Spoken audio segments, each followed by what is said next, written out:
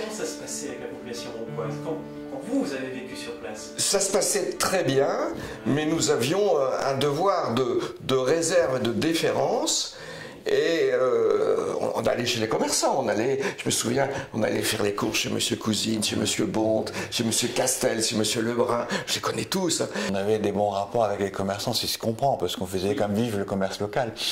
Les Roncois se retrouvaient ensemble, et la seule chose qui les unissait, c'était leur croyance, hein, le fait d'être attachés. Beaucoup d'échanges avec la paroisse. Beaucoup d'échanges avec la paroisse, et alors des kermesses aussi qui étaient organisées. Les kermesses. Rue Docteur Galissot, nos parents et nos grands-parents, et même nous tenions des stands, et nous faisions des spectacles avec les oui, on donnait des spectacles, voilà, et l'argent était reversé entièrement à la paroisse. À la paroisse. On était connus, mais on n'avait pas de relation, à proprement parler. J'ai juste une anecdote, je ne sais pas si je peux en parler, parce que bon, mais j'étais déjà plus âgé, j'avais juste 18 ans, et je conduisais la Dauphine, je revenais d'Aluin sur Ronc, et c'est le premier radar qui avait été installé, c'était le tout premier radar. Bon, évidemment, à 18 ans, arrivant dans Ronc, boum, on me siffle, je descends et je suis conduit au commissariat de police où il y avait une queue d'attente.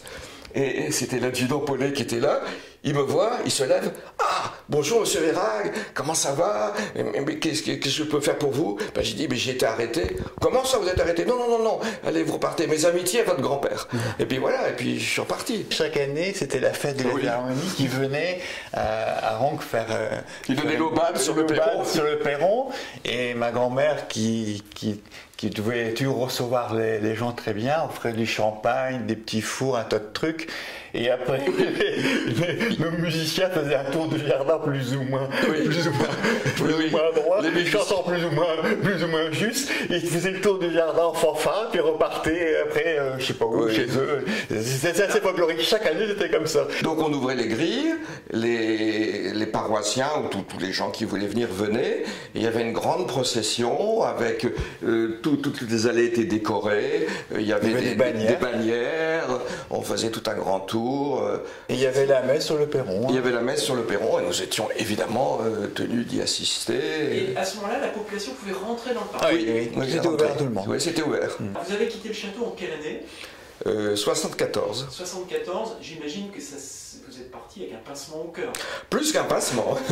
La propriété avait été rachetée et qu'à l'époque, le maire et ses adjoints, avant même que nous soyons partis, se promenaient dans le jardin et un jour, je ne les avais pas reconnus et un jour, je les rencontre et je ne les connaissais pas trop. Je dis, mais pardon monsieur, vous êtes qui? Que faites-vous?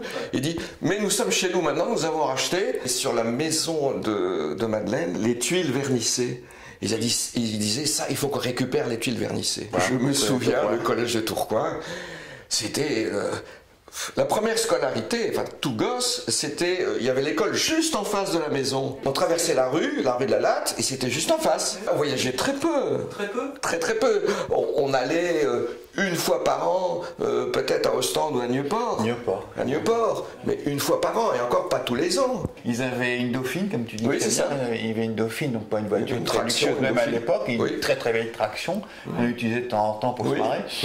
Mais c'est tout. Et ils passaient leurs vacances à Ostende. Je ne l'ai jamais vu partir ailleurs. Oui. Jamais. Jamais. Moi j'ai connu la construction de ce qu'on appelle le boulevard d'Aluin et Auchan-Ronc, parce que c'était la campagne. Et la 22. Et, la 22 n'existait pas. Et j'ai connu la gare de Ronc avec les trains.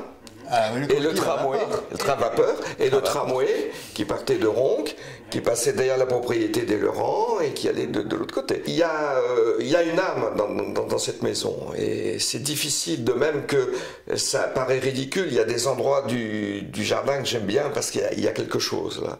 Mais c'est difficile à expliquer. Effectivement, quand on voit que les bâtiments sont conservés, ça nous fait plaisir, effectivement. Oui. Mais ce que la personne étrangère ne comprend pas, c'est l'esprit, c'est la famille, c'est la convivialité, c'est le partage qu'effectivement on ne peut pas retrouver lorsqu'on se promène aujourd'hui. Ça, c'est certain. C'est mes enfants qui ont demandé que je retourne. C'est moi, personnellement, je n'ai jamais retourné. C'est la demande de mes... C'est même pas mes propres enfants, ce sont mes belles-filles qui ont demandé ce que je leur montre comment je vivais lorsque j'étais jeune. Et du coup, j'y suis allé. Je suis allé donc assez curieusement, et j'étais très surpris, ils ne pensaient pas du tout que c'était comme ça. Et j'étais très surpris aussi par les indications qui étaient inscrites. Il y a un panneau, il me semble, à l'extérieur qui explique qu'ils étaient très intéressés par ça, et moi aussi d'ailleurs, parce que je ne savais pas tout. Et on a eu la gentillesse aussi de nous accueillir aussi à l'intérieur. Donc je me suis présenté, il m'a dit vous êtes chez où? En fait, c'était très, très aimable. Il y avait les Leurans juste à côté, la mairie, on les connaissait bien. Les Lamont. Voilà. Les Lamont. Les Lamont, voilà, absolument. Est-ce que vous aviez... Bien sûr, on se recevait, on allait de l'un à l'autre, bien sûr, on allait jouer, bien sûr, tout à fait. Dans les autres parcs, etc. Oui, bien sûr, oui.